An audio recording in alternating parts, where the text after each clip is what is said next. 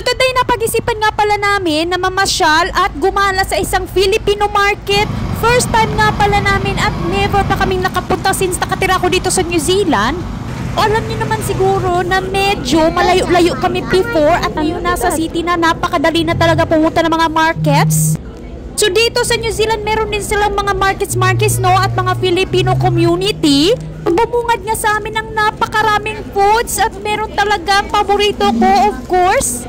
Mga delicacy na specialty nating mga Pinoy. So na-miss ko naman yung pagkain sa Pilipinas. Isang taon na kami since nakauwi. Pero nagluluto naman ako sa bahay kaya lang minsan talaga tinatamad. So gusto nga pala ng mga anak ko ng brownies bumili of course. So located nga pala yung Filipino market dito sa Hamilton City. Malapit lang sa amin, 15 minutes lang yung drive. So di ba hindi na tayo bibiyahe ng malayo. Nakamit of course tayo ng mga followers. At yung mga nagtitinda dito, kapwa Pilipino nating kababayan. Ito nga pala yung humba, escabeche. Paborito ko talaga of course, bumili tayo. So napakaganda at napakasarap sa pakiramdam na nakakakita tayo ng mga Pilipino dito sa ibang bansa. So shoutout na lang no sa mga hindi namamansin pero saludo talaga sa mga Pilipino nag-hi sa mga kapwa kababayan dito at hindi nang snap. So hindi lahat ha. So meron namang napaka-friending Filipino. Mostly talaga yung nami-meet ko is mga friendly.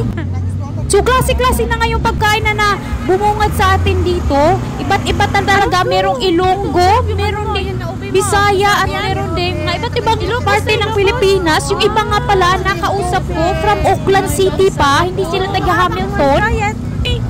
So napakasarap nga pala ng umbyan ni ate na taga Ilonggo. Nakalimutan ko nga pala yung shop name. Napakarami nga palang street foods na gustuhan ng mga bata yung kanilang barbecue. At ito nga pala Ilonggo na empanada orange kulay. Tinikman ko of course. So nangangamoy na nga pala kung barbecue. So paikot-ikot kami ni Mister at amoy na amoy ko na talaga kung nasa Pilipinas ka kapag pupunta ka sa isang barbecue shop o yung mga street foods. Nangangamoy ka talagang barbecue. Sobrang lamig nga pala at medyo nanginginig pa ako kasi maagang-maaga kami pumunta dito sa market. Ito nga pala ay pork barbecue. Si Mister naman ay kumain ng chicken barbecue. Alam niyo ng family ko, ayaw na ayaw nila ng pork. Gusto talaga yung chicken. So hindi ko lang kung iba yung sa panlasa nila, yung baboy. Paborito lang talaga nila kahit yung mga anak ko is yung chicken o yung manok. So binalikan ko nga pala yung orange na empanada from Ilocos. Ilocos ba ito or Ilonggo? Something like that. So from Auckland pa daw sila at bumiyahe talaga si kuya at si ate. Shout out nga pala sa kanilang shop at sa mga business owner dito sa New Zealand. Saludo ako sa inyo sa pagsisikap ni dito at napakasarap talaga ng pagkain ngayon lahat sa Filipino market. Wala talagang palya. So mabubusog na naman ang buong McPherson family. So yung mga anak ko nagustuhan talaga yung Pinoy barbecue. Paulit-ulit na lang gusto nilang kumain. So kasama ko nga pala yung kapatid ni Mister at yung mga anak din niya. Gustong-gustong subukan din yung mga Filipino food. So next month, hindi pala next month, sa end of the month, meron namang Filipino market. So hindi din natin palalampasin yung kanilang street foods. Nag-crave talaga ako ni isang araw pa, nung isang week at nung isang buwan. Kumuha of course ng tempura at napakasarap nga pala ng sausawan. So feel na feel ko talaga nasa Pilipinas except iba yung klima. So kung summer siguro dito sa New Zealand mafe-feel mo nasa Pilipinas ka lang.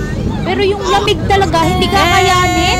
So si Mister nagustuhan yung tempura at saka yung squid at saka yung fishball. Yung mga anak ko hindi na tong try kasi nga maanghang yung sauce na nilagay namin. So next time siguro hindi na maanghang. So na-traumatize sila no pagka-taste nila akala na lahat ng mga street foods is maanghang. So shoutout nga pala at maraming salamat sa mga follower na na-meet natin today. So super successful ng Filipino market first dito sa Hamilton. So guys, thank you for watching this video. I hope nag-enjoy kayo at sa susunod naman na vlog. Bye!